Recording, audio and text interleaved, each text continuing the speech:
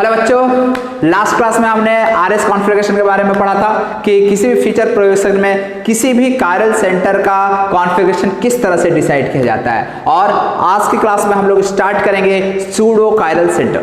Pseudo chiral centre क्या होता है, पहले हम लोग इसको एक एग्जाम्पल के हेल्प से अच्छे से समझ लेते हैं। ओके, तो मैं पहले डाल देता हूँ यार हेडिंग सूडो का। ये देखो यार, छोटा सा बस सूडो कायरल सेंटर। सूडो जो टर्म है, इसका मतलब तुम लोग शायद समझ रहे हो ऑलरेडी यार। इससे पहले भी सूडो टर्म का पढ़े हुए हो तुम लोग यार। सूडो का मतलब जो हकीकत में रियलिटी में नहीं होता उसे हम लोग सूडो कहते हैं। तो यहाँ पे भी कुछ उसी तरह का मतलब होता है सूडो का। जैसे मान लो यार, हमारे पास कोई एक कंपाउंड है CHO CHBr CHBr CHBr और यहाँ पे लगा है CHO। ठीक है, हमारे पास ये कोई कंपाउंड है और मेरा सवाल आप लोगों से है कि इसमें कितने कायरल सेंटर प्रेजेंट हैं। क्या आप बता सकते हो? तो चलो यार देखते हैं इसमें कितने कायरल सेंटर प्रेजेंट हैं। सबसे पहले ये वाला एटम कायरल है या नहीं है? डेफिनेटली ये कायरल होगा। क्यों? C के साथ एक H है, एक Br है और तीसरा ग्रुप CHO। बहुत ही क्लियरली दिख रहा है। नेक्स्ट, यदि इस वाले को बाद में देखता हूं, पहले इस वाले को देखता हूं। क्यों? देखो, यहाँ पे H, यहाँ पे Br, यहाँ पे CHO और ये चौथा ग्रुप, ये पूरा का पूरा, मतलब ये भी डेफिनेटली कायरल होगा। ये बहुत ही क्लियरली दिख रहा होगा हर बच्चे को। लेकिन अब बात आती है इस बीच वाले कार्बन की। तो अब तुम लोग मुझे बताओगे क्या ये कायरल है या नहीं है। तो देखो यार, इस कार्बन को यदि देखा ध्यान से देखा जाए तो यहाँ पे C के साथ एक H लगा, एक Br लगा, थर्ड ग्रुप ये है और फोर्थ ग्रुप ये होगा। क्या third and fourth group same है या डिफरेंट है? तो यार थर्ड ग्रुप में देखें तो CHBr CHO, फोर्थ ग्रुप देखें CHBr CHO, मतलब यहाँ थर्ड एंड फोर्थ दोनों के दोनों सेम हैं। क्या ऐसे में मैं इस कार्बन को कायरल कह सकता हूं? तो अब देखो, यहाँ पे ये कार्बन जो है ना, ये कायरल हो भी सकता है, नहीं भी हो सकता है। तुम लोग के दिमाग में अब ये तो सेम हो गया, फिर ये हो भी सकता है का क्या मतलब? आखिरकार ये कैसे हो सकता है कायरल सेंटर? तो देखो यार, इस चीज को समझो। इसके ये जो ग्रुप है और ये ग्रुप है, ये आइडेंटिकल दिख तो रहा है, लेकिन यहाँ पे कायरल सेंटर और यहाँ पे भी कायरल सेंटर प्रेजेंट है। मतलब ये एक ऑप्टिकली एक्टिव है, ये भी पार्ट ऑप्टिकली एक्टिव है। कायरल सेंटर मतलब यहाँ पे दो कॉन्फ़िगरेशन पॉसिबल करके है। हर एक कायरल सेंटर के अबाउट दो कॉन्फ़िगरेशन पॉसिबल होता है, दो आइसोमेरिज्म होता है। कोई एक यदि कायरल सेंटर हमें मिल रहा है तो ठीक है। तो यहाँ पे आइदर इसका कॉन्फ़िगरेशन, इस कार्बन का कॉन्फ़िगरेशन R आएगा या फिर S आएगा। दो में से कोई एक कॉन्फ़िगरेशन आएगा। हर कायरल सेंटर का एक कॉन्फ़िगरेशन होगा, आइदर R या S। ठीक है, तो मान लिया मैंने इसका कॉन्फ़िगरेशन आया R, और जब इसका कॉन्फ़िगरेशन आया उस समय इसका कॉन्फ़िगरेशन मान लो S आता है।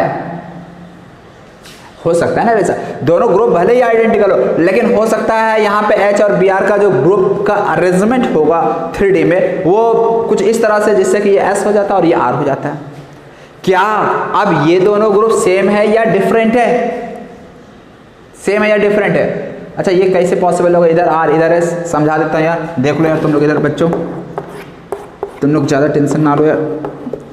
पहले मान लो यार, यहाँ पे Br हर जगह सेम लगा हुआ, यहाँ H और यहाँ पे भी H।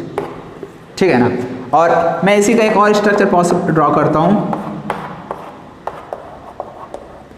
यहाँ पे Br, यहाँ पे भी Br और यहाँ पे HBr कर देता हूँ, जस्ट उल्टा कर देता हूँ यहाँ पे। ओके, चलो अब तुम लोग जल्दी जल्दी बताना। ओके, इस वाले कार्बन का कॉन्फ़िगरेशन क्या होगा? इस वाले कार्बन का ऑलरेडी यार ये एग्जांपल लास्ट क्लास में डिस्कस किया हूँ।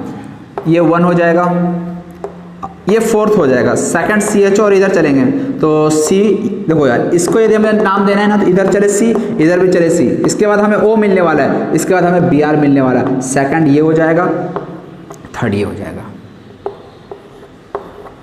तो ऐसे में 1 2 3 यदि चलेंगे तो क्या मिला? R। लेकिन यहाँ पे फोर्थ कॉन्फ़िगरेशन हॉरिजॉन्टल ग्रुप में, इसको मैं क्या नाम दे दूंगा? S। समझे? इसका भी हम लोग करेंगे बाद में, पहले हम लोग इसका कॉन्फ़िगरेशन लिख लेते हैं। इसका कॉन्फ़िगरेशन क्या हो जाएगा? फोर्थ प्रायोरिटी ग्रुप इधर है, फर्स्ट प्रायोरिटी ग्रुप इधर है। अब अगेन इसका यदि हमें नेमिंग करना है, इसको कॉन्फ़िगरेशन बताना है, तो इधर C, इधर भी C, फिर Br, यहाँ पे O, तो अगेन ये हो जाएगा सेकंड और ये हो जाएगा थर्ड।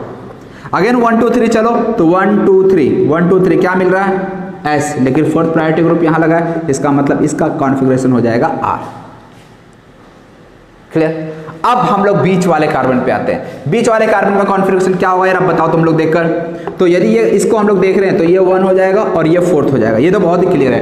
अब ऊपर और नीचे जब जाओगे ना तो आइडेंटिकल ग्रुप दिख जाएंगे। तुम यदि मान लो इसके रेस्पेक्ट में ऊपर बड़े कार्बन, इधर भी बड़े तो कार्बन, फिर इसके बाद तुम किसको देखोगे, HCHO या Br को देखोगे। Br को देखो, हाईएस्ट एटॉमिक नंबर Br का है, तो यहाँ से हम चले Br देखें, यहाँ से भी फिर Br ही देखना पड़ेगा, फिर इसके बाद CHO देखें, यहाँ पे भी CHO, इधर फिर H, फिर इधर, मतलब इसके रेस्पेक्ट में तो ऊपर जाओ नीचे जाओ तुम्हें ग्रुप्स आइडेंटिकल मिलने वाले हैं। तो अब बात आती है यार, अब इसमें हमें तो सेकंड एंड थर्ड पहचान में नहीं आ रहा है। 1 और 4 का तो ठीक है, लेकिन 2 और 3 कौन सा होगा, दोनों ग्रुप ऊपर नीचे तो सेम है, हम आइडेंटिफाई कर ही नहीं पा रहे 2 और 3 में किसको प्रायोरिटी दें। तो फिर ऐसे केस में क्या करेंगे, अब ऊपर और नीचे का कॉन्फ़िगरेशन हमें पता है, नीचे R है ऊपर S है, और तुम लोगों को ज्योमेट्रिकल आइसोमेरिज्म में बताया था जब प्रायोरिटी ऑर्डर पढ़ा रहा था कि प्रायोरिटी ऑफ R जो है ग्रेटर देन S होता है। इसी तरह से Z और E में Z का प्रायोरिटी E से ग्रेटर होता है एंड सिस का प्रायोरिटी ट्रांस से ज़्यादा होता है। प्रायोरिटी ऑर्डर यार यदि याद नहीं है तो जाएं वहाँ देख ले, आपको वहाँ दिख जाएगी। तो अब ऐसे में ऊपर S नीचे R, देखिए दोनों ग्रुप अब डिफरेंट नहीं, यहाँ पे कॉन्फ़िगरेशन R आ गया, यहाँ S आ गया, दोनों का जो ग्रुप है वो डिफरेंट अब बोल देंगे। यहाँ भी R आ जाता तो सेम बोलते हैं, लेकिन फिलहाल ये सेम नहीं, ये R है और ये S है, दोनों डिफरेंट मॉलिक्यूल हो गए अब, समझे। तो अब बता दो यार R और S में कौन ग्रेटर, R ग्रेटर, मतलब कि नीचे वाला अब हमारा 2 हो जाएगा, ऊपर वाला 3 हो जाएगा। अब 1 2 3 चलो यार, 1 यहाँ 2 यहाँ 3 यहाँ, 1 2 3 क्या मिला R, लेकिन यहाँ पे 4th प्रायोरिटी हॉरिजॉन्टल पे, तो इसको भी हम क्या कहते हैं S, समझे। तो इस तरह से ये वाला कायरल सेंटर अभी हमें क्या दिख गया, कायरल।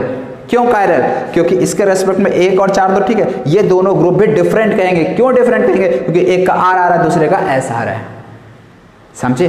अब हम लोग इस पे आते हैं, अब देखो थोड़ा फास्ट, ये 1 ये 4, फिर इधर चलेंगे तो Br, ये हो जाएगा ये हो जाएगा सेकंड और ये हो जाएगा थर्ड। 1 2 3 चले, कौन सा फॉर्म आ जाएगा 1 2 3 R, लेकिन इसको हम S कह देंगे क्योंकि 4th प्रायोरिटी हॉरिजॉन्टल पे लगा है। अब हम लोग इसको देखेंगे, अगेन 1 ये आ जाएगा, 4 ये आ जाएगा, 3 ये आ जाएगा और 2 ये आ जाएगा। अगेन 1 2 3 चलो, 1 2 एंड 3, 1 2 3 चले, क्या आ रहा S, 4th प्रायोरिटी हॉरिजॉन्टल पे क्या कह देंगे R।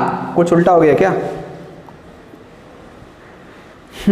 कुछ उल्टा कर दिया, 1 इधर 2 इधर 3 इधर, ओहो उल्टा कर दिया ना, 2 यहाँ होगा 3 यहाँ होगा, 2 इधर हो जाएगा ना। इसको यदि हम कर रहे हैं तो इधर कार्बन इधर भी कार्बन, फिर यहाँ पे Br आ जाएगा, इधर ऑक्सीजन आएगा, तो 2 इसको आ जाएगा 3 इसको आ जाएगा। अब 1 2 3 चलो, तो 1 2 3, 1 से 2 गए, 2 से 3 आया, क्या मिला क्लॉकवाइज R, लेकिन 4th प्रायोरिटी हॉरिजॉन्टल पे लगा, इसको भी हम क्या देंगे S। अब बताना है आपको ये कायरल सेंटर का कॉन्फ़िगरेशन क्या होगा, क्या बोलेंगे। अब ये वाला जो है ना कायरल नहीं रहा। क्यों कायरल नहीं रहा, क्योंकि ये ग्रुप और ये ग्रुप तो चलो यार डिफरेंट है Br और H, लेकिन ऊपर वाला और नीचे वाला ग्रुप अब आइडेंटिकल हो चुका है, पूरी तरह से आइडेंटिकल हो चुका है। क्यों, इधर भी S आ गया, इधर भी S आ गया, और S एक ही चीज हो गया ना। यहाँ तो देखिए ये और ये देखने में एक ही है, मॉलिक्यूलर फॉर्मूला देखे हुए एक ही है, लेकिन कॉन्फ़िगरेशन यहाँ S आ गया इसलिए आइडेंटिकल, जबकि यहाँ R और S आ रहा था तो इसलिए डिफरेंट। तो ऐसे में ये वाला कार्बन इस केस में कायरल था, लेकिन इस केस में ये अकायरल है, नॉट कायरल, ठीक है ना, अकायरल हो गया। अकायरल नहीं कहेंगे, अकायरल अलग मतलब हो जाता, ये नॉट कायरल। और ये वाला यहाँ पे क्या बोलेंगे, दिस वन इज कायरल। तो हमने क्या देखा कि ये जो कार्बन है, बीच वाला कार्बन, ये कायरल हो भी सकता है, नहीं भी हो सकता है। यदि इधर भी R इधर S तो ये कायरल हो जाएगा, यदि इधर भी R इधर भी R आ गया तो ऐसे में ये नॉट कायरल हो जाएगा। मतलब इस कार्बन का कॉन्फ़िगरेशन, मतलब इस कार्बन का कायरलिटी जो है ना वो कंडीशन पे डिपेंड करता है। और ऐसे ही मतलब जो कायरल हो भी सकता है, नहीं भी हो सकता है। जहां ऐसी शंकाएं आने लगी, ऐसे सेंटर को, ऐसे एटम को हम लोग सूडो कायरल सेंटर कहते हैं। क्या नाम देते हैं, सूडो कायरल सेंटर। कब सूडो कायरल सेंटर आएगा समझ में आ रहा, इस एग्जांपल से देखो यार, क्लियर हो जाना चाहिए यार तुम लोगों को, ठीक है ना। यहाँ पे भी सेम चीज देखने में तो लग रहा है ये भी ग्रुप सेम है, ये भी ग्रुप सेम है, इसका मतलब ये नॉट कायरल, नहीं ऐसा नहीं बोलेंगे, फिर चेक करना पड़ेगा कॉन्फ़िगरेशन। तो यहाँ पे तो यार मान लो कॉन्फ़िगरेशन नहीं दिया है, तो ऐसे में हम क्या बोल देंगे कि ये सूडो कायरल सेंटर है। और सूडो कायरल सेंटर को भी कायरल सेंटर में इंक्लूड करते हैं। बहुत इंपॉर्टेंट पॉइंट है, नोट करके लिख लो यार तुम लोग। क्या बोला मैंने, यदि इसमें पूछ दिया जाए कितने कायरल सेंटर प्रेजेंट हैं, तो आप लोग 2 नहीं बोलोगे, आप लोग का आंसर होगा 3। ये सूडो कायरल सेंटर है ना, ये भी इंक्लूड होता है कायरल सेंटर में, तो इसलिए यहाँ पे मैं लिख दे रहा हूँ सूडो कायरल सेंटर। पीसीसी का मतलब समझ जाओगे, छोड़िए ज़्यादा शॉर्टकट नहीं मारूंगा मैं।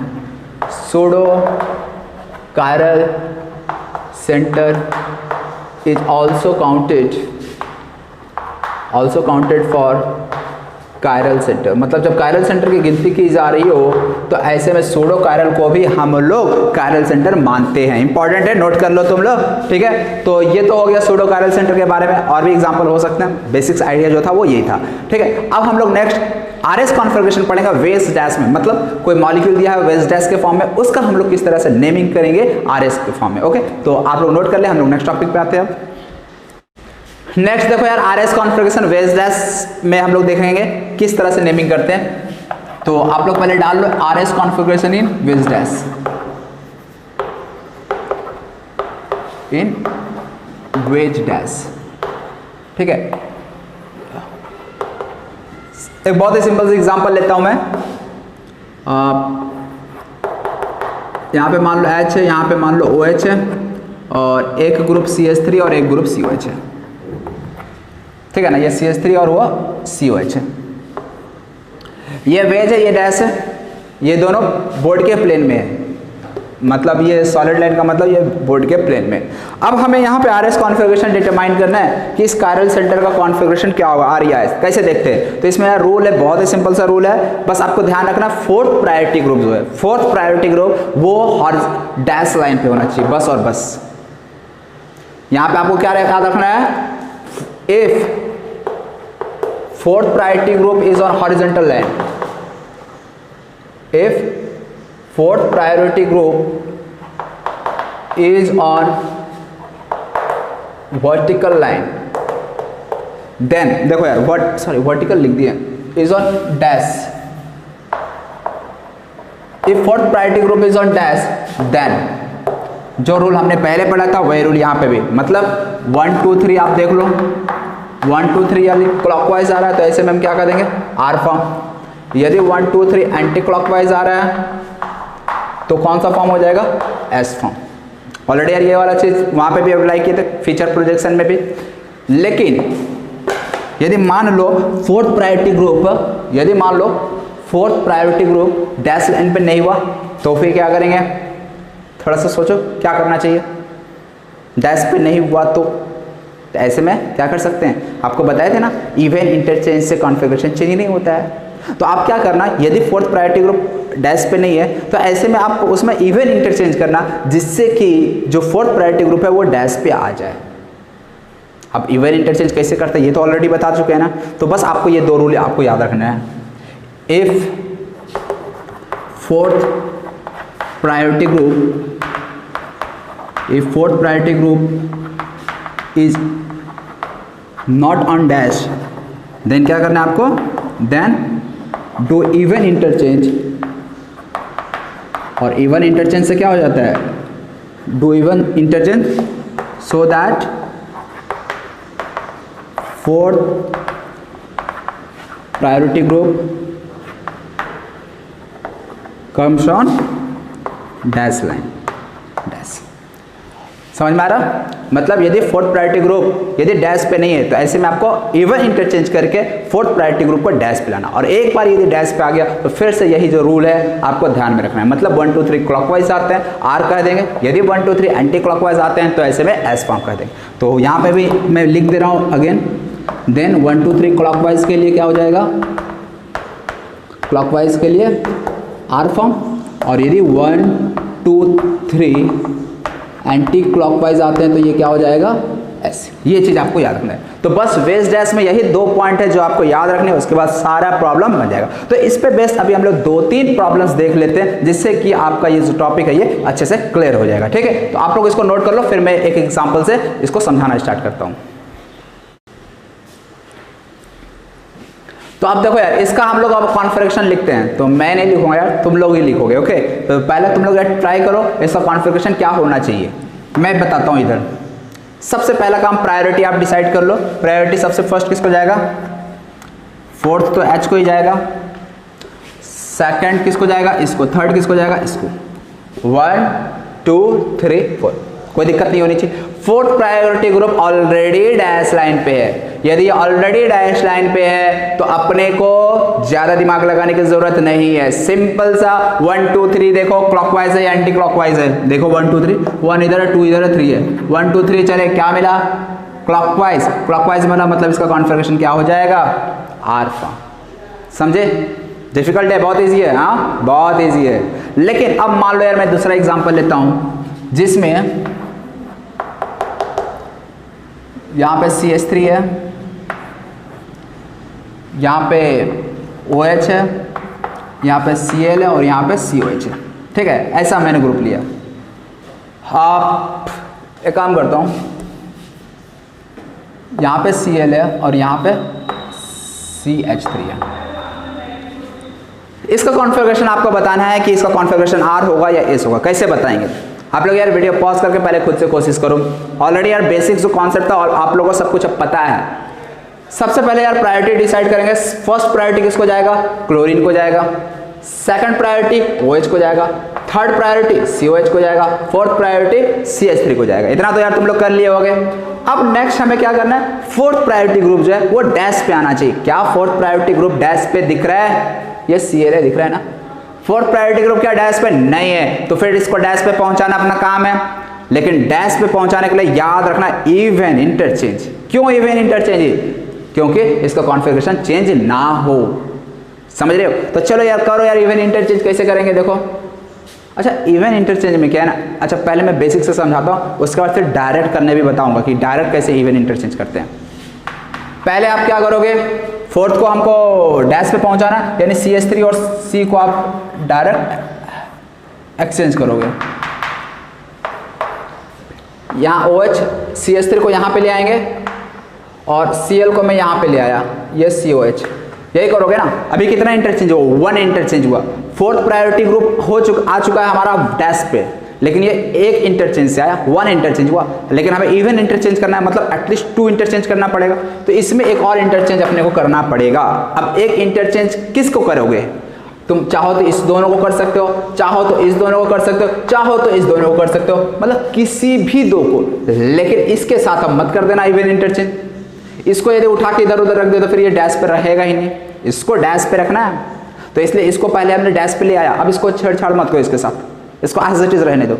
अब बाकी किसी भी दो के साथ, मान लो Cl और CH को मैंने इंटरचेंज कर दिया, तो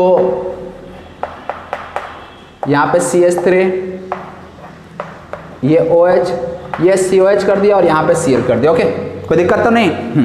तो अब प्रायोरिटी लिख लो यार, ये फोर्थ प्रायोरिटी यहाँ आ चुका, ये 1 प्रायोरिटी क्लोरीन आ चुका है, सेकंड प्रायोरिटी OH और थर्ड प्रायोरिटी COH।